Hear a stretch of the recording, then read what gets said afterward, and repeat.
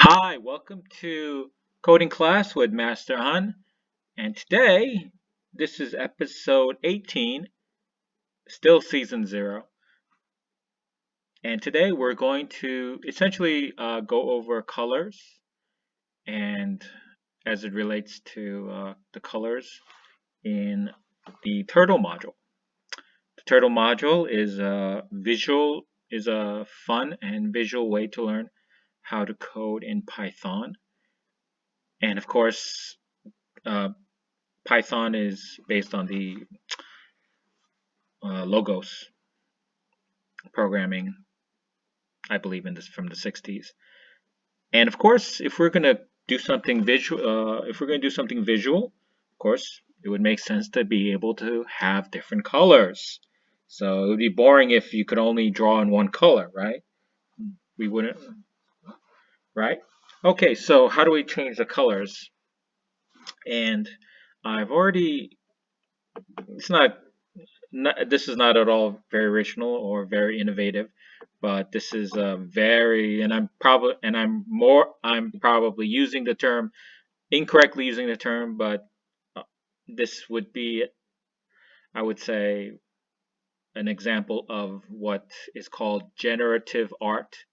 Art that is actually not created by the artist, but actually is created by a robot or code or could be some kind of biological or physical. It doesn't have to be a computer. It could be some kind of mechanism, some kind of gadget that does it. Could be maybe something like a wind, something like waves, or it could be created organic or naturally. It has nothing to do with but the artist sets it in motion, and then the process creates the algorithmically, or the process creates the art itself. And then every time it creates art, it's different. It's not always the exact same thing, because then that wouldn't be what we would call generative art if it does exactly the same thing. So in this example, and I'll run the code, and again we're using the Sculpt technology, and I want to thank the people at Sculpt for creating the Sculpt framework, library, and also want to credit CodeWorld, of the user CodeWorld on SolarLearn, who has created this, already done the work of putting together the web page, and I'm just recycling the web page that the user CodeWorld has created. Thank you to Sculpt and CodeWorld. Okay, so this is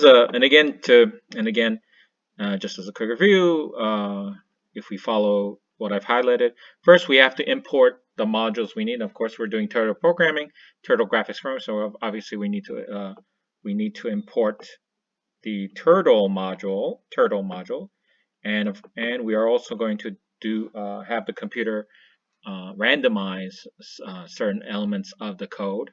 So we need to, of course, include the random module, and both modules are included with the standard library, which comes with Python for free.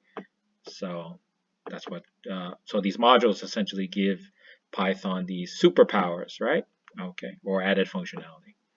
Okay, and this is the colors. Okay, so I put them into handy dandy list of colors. In a list called color_list. Okay, so that's the name of my list, and I've created the list here. I have red, I have green, I have blue, black. There's a ton of colors. There's a ton of colors. Okay, this is not all the colors. There's more and more colors, so there's a lot of colors to play with. Okay, and what's great about these colors, they don't get on your clothes or your hands. Okay, that's what's great about this. All digital. Doesn't exist in the real world. Got red, green, blue, black, yellow, brown, pink, purple, right? We got gray with the E, violet, navy blue, azure, magenta. We got maroon. We got orange. Okay, we got tan. Well, these are not all. Got a whole bunch of colors. Okay, here I have. So I take the list and I shake all the colors about, because I don't want to use the same colors in the same order all the time. I want to change the order of the colors every time I run this run this code. Okay. Okay, we imported, we imported the modules we need. We've created a list of colors. I randomized the list of colors, and of course we need to create an object of the turtle class, okay, from the turtle module, and I call it pen0. Not very original, pen0, okay, and essentially the what's going to happen is essentially in the code is actually the Python code essentially is a nested for loop. So we have a for loop inside of a for loop, and every time the main for loop loops a color, a different it will go through the first color and the second color. So every time looped, it'll change the color, and every time it changes the color, it will also change the size of the pen. The thickness of the pen or the width of the pen will change. It will be from the smallest size, which is 1, and then up to 10. So I believe you can make it bigger than 10, but that might be too big, given the space, the screen space that I have over here on my right side. Okay, the output area. Okay. Okay, so every time it loops, it will change the width or thickness of the pen. Okay, and then every time, and what it's going to do, it's going to always start at the center, which is in this Cartesian, using Cartesian coordinates. The center is 0, 0. X is 0, Y is 0, so that's the center. So every time it draws a line, it's going to start from 0. And then it's going to start from 0, by using this goto first. We're always going to go to the center, and then we're going to go or draw to a random location, if you can imagine our Cartesian coordinates. So it's starts at 0, 0, the center, and then it could go, so X could range from -100 to +100. And then Y could range from -100 to +100. So basically it could go, it could go to the top somewhere, towards the top right. It could go to the top left. It could go to the bottom right or bottom left. I mean, the computer decides. Okay, and this is one the program ran, and this is what it came out. It's not bad looking. Okay, it's not bad. I mean, the computer did it. I mean, the computer generated art better than I could have.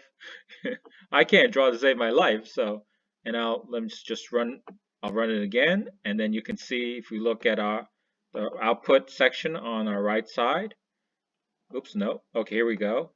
Okay, right. Is that maroon? I don't know what color that is. So it's okay.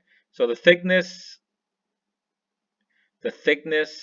and the color will always change. The thickness may actually, it's possible the thickness actually might be the same thickness. Okay, so every time it goes to a color, it finishes color, it's going to draw 10 lines of randomized length in randomized directions. And then when it's finished looping through 10, drawing 10 lines from the center, then it's going to move on to the next color in the list of colors. Okay. Here we go. Doesn't take that long. It's not really that many colors. There we go. Honestly, I don't know the name of it. I mean, some colors look the same to me. I'm not very artistic. That's why I have the computer do it, okay? Have the computer do it. Pick the colors and pick the... I like it. It's fun to watch too. It's mesmerizing, I think. Okay. So again, it's a nested for loop. So we have a for loop running in inside of a for loop. I have this inner for loop draws the 10 lines from the center. Each line will be of the same color, and the thickness of the pen or the width of the pen will be the same.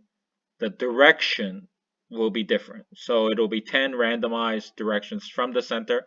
It'll draw out. Okay.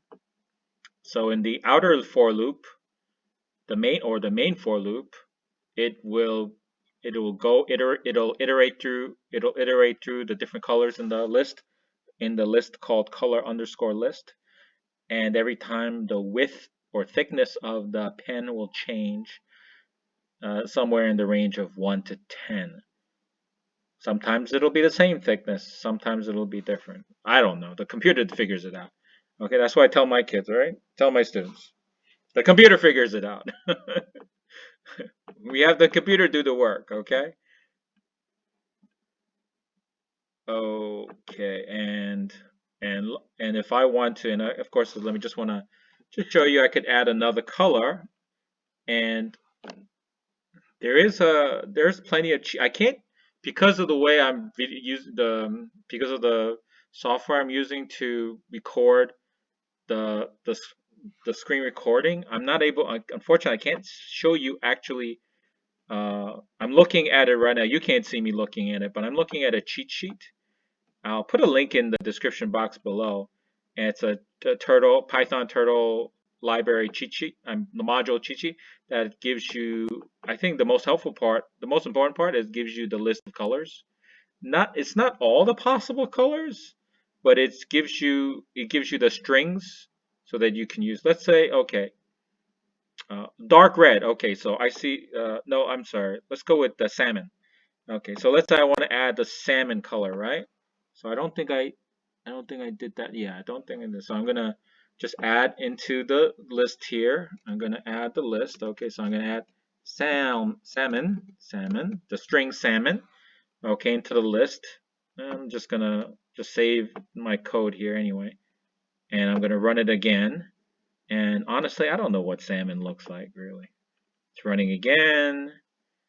Is that brown, maroon? I have no idea really. Sorry, I'm not a color expert. Oh, that's purple? I'm not too sure. Is that purple? Okay. I think that's pink. Okay, I believe that's green. It's green. I think that's green. Is that purple or violet? Magenta? I have no idea. That's black, I think, right? Black. That's blue. It's blue or navy blue? Because I have both blue and navy blue in the color list. I think that's pink. No, that's not. I don't know. That's yellow, or it's either yellow or gold. I'm not too sure. That's red. That's red. Okay. That's gray, I believe. That's gray. That's salmon. I think this is salmon. And I don't know what that color is. Maroon? I don't know. I think that's gray. Is that gray? I think this is gold. Okay, we're done. Okay, so today I just wanted to go over. Okay, so we talked about, oh yeah, I'm sorry, color. I'm sorry. Let's just go over, like, if you want to change the color, you have to use the color method, okay, or command. And then here, instead of the string color, you have to imagine that I will be replaced with a string of one of the valid strings that it will recognize as a color in the list. Okay, and we learned color command. Now we have the width command, and with the width command, we can change the thickness or width of the pen. So we'll have a thicker, so the line will get thicker, bigger, so you can see more of it. Okay, so that could be, I would say 10 is probably, so I think it can be bigger than 10. So I don't think 10 is the maximum, but I think it's reasonable to draw between size of 1 and 10. Okay, and we also you can use the goto. So you're explicitly telling it where to start, where you start the line, and then where you end the line. So you tell exactly. So you're giving it x, y. So you're giving it telling the x coordinate and the y coordinate, and so it will go specifically for, you tell it where to start and then where it finishes, and then it'll draw a line in between those 2 points in the Cartesian graph, using Cartesian coordinates. Again, 0, 0. When x is 0 and y is 0, that's the center. Okay. So basically, if you're going towards so if you want to draw something that's on your left, then that would be negative x. If you want to draw something on the bottom, then you have to keep in mind you're going in, the y will be negative. Okay? If you're drawing somewhere in the